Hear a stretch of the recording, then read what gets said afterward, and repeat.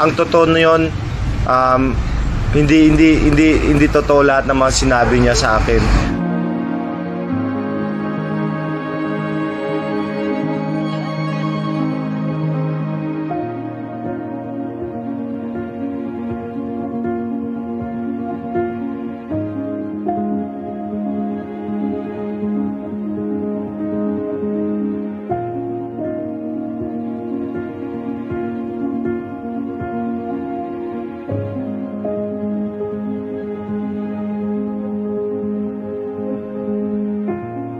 So pumunta ng Maynila para kunin yung wallet.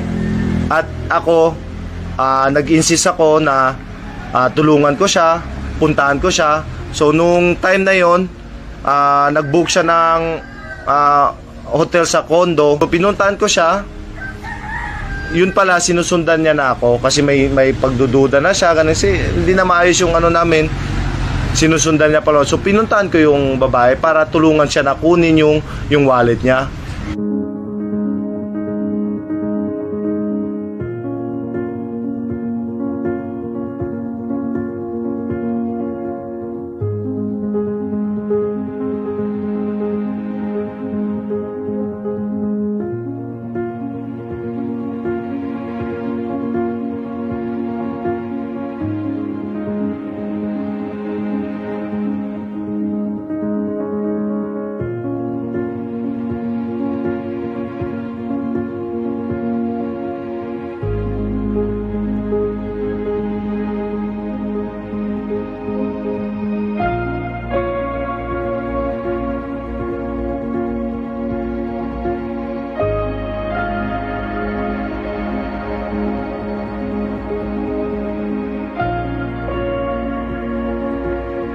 Maayos yung relasyon niya dahil parati kami nag-aaway, parati niya ako sinasaktan.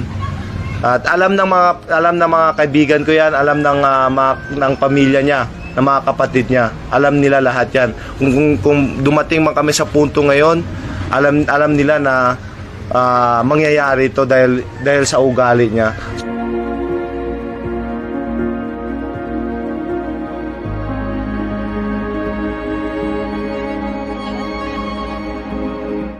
Kung sinasaktan ko siya, bakit siya magkakaroon ng pasa na ganun pasa lang? Bakit siya magkaroon ng pasa sa paa? Dahil siya yung nagsasaktan sa akin. Pinoprotektahan ko sa sarili ko na huwag niya ako saktan. At natatamaan ko siya na dahil sa pagprotekta ko sa akin sarili at nagkakaroon siya ng pasa.